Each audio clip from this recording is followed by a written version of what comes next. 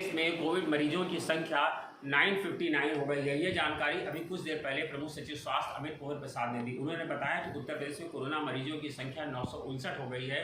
हालांकि और उत्तर प्रदेश में ये संक्रमण अभी भी 49 जिलों को अपनी चपेट में ले चुका है, जबकि 4 जिलों ठीक हो चुके हैं। इसके बाद कुछ जिले और बढ़ गए हैं संक्रमण के मामलों में, इसलिए उत्तर प्रदेश के 49 जिले अभी भी कोरोना से संक्रमित हैं, जबकि इससे ठीक होने वालों की संख्या 184 पहुँच गई। 184 मरीज अब तक ठीक हो चुके हैं, यानी और 1050 लोग अभी भी ऐसे हैं जो आइसोलेशन वार्ड में हैं, जबकि मेडिकल क्वारंटाइन अभी भी 10,234 लोग हैं।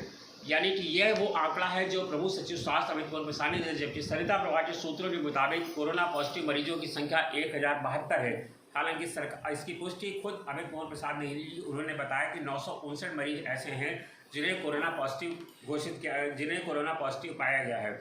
और आपको बता दें कि उन्होंने आज कहा कि हमने एज वाइज एक सर्वे कराया है, जिसे पाया गया है कि जो 0 से 21 साल तक की उम्र के लोग हैं, ऐसे लोगों की संख्या 18.5% है, जबकि 21 से 40 वर्ष के लोग 47.3% हैं।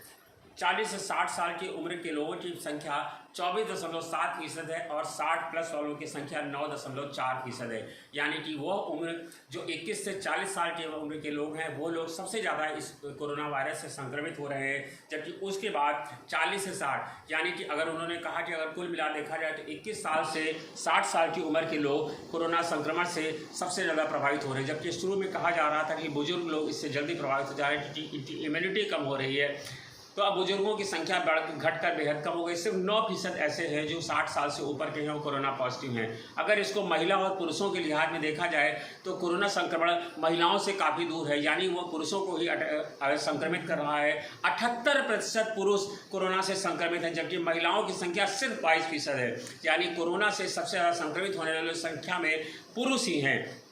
इसके अलावा आपको बता दें, उन्होंने बताया कि L2, L3, L1 तीनों के जो श्रेणी के जो हॉस्पिटल हैं, L2 में 220 वेंटिलेटर लगाए गए हैं, जबकि L3 में 40 वेंटिलेटर लगाए गए हैं। जबकि मुख्यमंत्री के आदेश के बाद L1 सीरीज़ के जितने भी हॉस्पिटल हैं, यानी कि सभी जिला अस्पतालों में सभी बेडों पर ऑक्सीजन की सुविधा दे दी गई है। अभी वेंटिलेटर की सुविधा वहाँ पर नहीं पहुँच पाई है, कोशिश की जा रही है कि वहाँ पर भी वेंटिलेटर की सुविधा उपलब्ध करा दी जाए।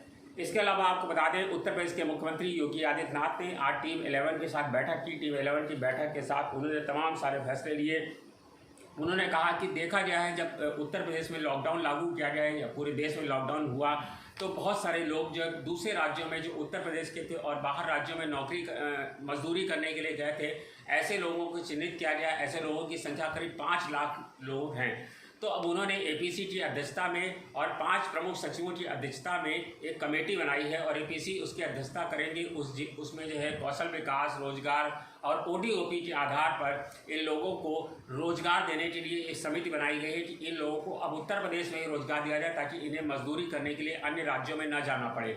5 लाख लोग ऐसे हैं जो श्रमिक हैं, निर्माण श्रमिक हैं, इसमें अन्य श्रमिक हैं। अब इन सभी को उत्तर प्रदेश में रोजगार मिलेगा, इसके लिए समिति बना दी गई है, जिसकी अध्यक्षता APC को सौंपी गई। अब ये समिति जब सरकारी कार्यालय खुलेंगे तो उसके बाद से ये समिति आकार लेना शुरू करेगी। उनको किस तरह के आधार दिया जाए, कहा है मुख्यमंत्री ने कि इन लोगों को ODOP के आधार पर दिया जाए और इनको बैंक से लोन कराने में भी सुविधा दे दी जाए, ताकि इनको किसी तरह के रोजगार मिलने में कोई दिक्कत ना होना पाए।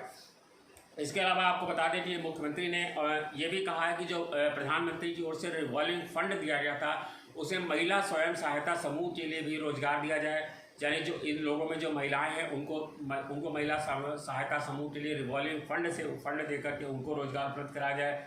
इसके अलावा बच्चों, किशोरियों, माताओं, गर्भवती महिलाओं को पोषाहार और राशन देने के आदेश भी मुख्यमंत्री ने दे दिया है। कहा है कि सभी जिलों में पर्याप्त मात्रा में पोषाहार पहुंचा दिया गया है। जो भी इस तरह के लोग हैं, चाहे गर्भवती महिलाएं हों, चाहे बच्चे हों, चाहे छात्र महिलाएं हों, चाहे वो जो है किशोरियाँ हों, उन सबको उचित मात्रा में पोषाहार मिलना चाहिए।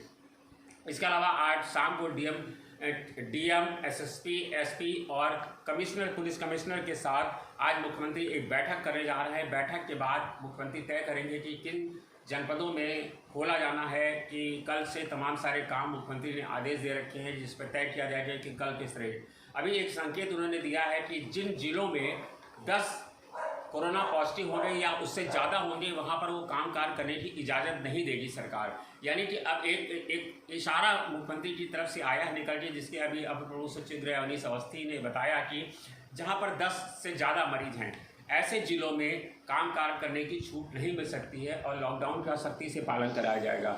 अब ये देखा जा रहा है कि कल चूँकि लॉकडाउन ख़त्म हो रहा है और कल से जो है सारे ऑफिस खुल रहे हैं, तो ऐसे में बड़ी संख्या में लखनऊ में कार्यालय हैं जहां पर सारे मुख्यालय लखनऊ में ही है। लखनऊ में कोरोना पॉजिटिव की उत्तर प्रदेश में दूसरे नंबर पे है, जहां पर कोरोना पॉजिटिव मरीजों की संख्या 172 हो गई है और 221 जो है आगरा में है। तो दूसरा हॉटस्पॉट लखनऊ में है। लखनऊ में मरीजों की संख्या लगातार बढ़ती जा रही है। ऐसे में अभी देखना है, और आपको बता दें 40 ज़िले ऐसे हैं जहां के डीएम और एसएसपी को पुलिस मुख्यमंत्री की ओर से पत्र लिखकर फटकारा गया है कि वो लोग कोरोना के मरीजों की उपाय करने में नहीं सफल हो पाए हैं। जबकि नोएडा के सीएमओ ए.के. चतुर्वेदी को का तबादला कर दिया गया, क्योंकि वहाँ पर भी गौतम बुद्ध नगर में भी मरीजों की संख्या बेहद तेज़ी से बढ़ रही है और वहाँ पर भी कंट्रोल नहीं हो रहा है।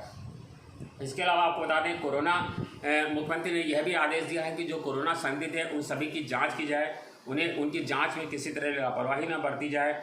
और उन्होंने कहा कि जो लोग भी जिला अस्पतालों में देखरेख कर रहे हैं उन सबको N95 मास्क और अन्य उपकरण भी उपलब्ध करा दिए जाएँ।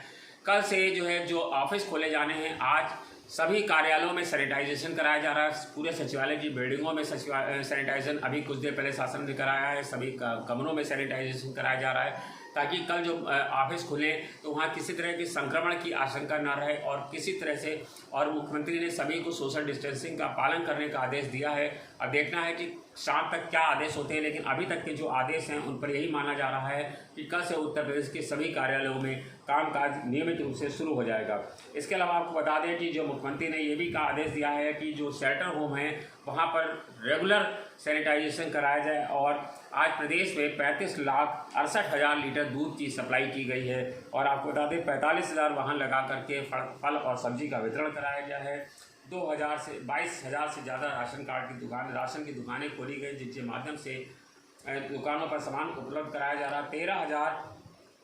1393 लोग ऐसे हैं जो हॉट स्पॉट क्षेत्र में सामान का वितरण कर रहे हैं। आपको बता दें 6,651 यूनिट ऐसी हैं जहां पर काम शुरू कर दिया गया है, जहां पर 561 करोड़ रुपए वेतन का भुगतान भी कर दिया गया है। ऐसे लोगों की संख्या करीब 36,683 यूनिट ऐसी हैं जहां पर वेतन का भुगतान कर दिया गया है। और आपको बता दें कि अब तक 248.5 करोड़ रुपए श्रमिकों को बांटा जा चुका है। इस धनराशि से 1,000 रुपये का भुगतान सभी श्रमिकों को किया गया है।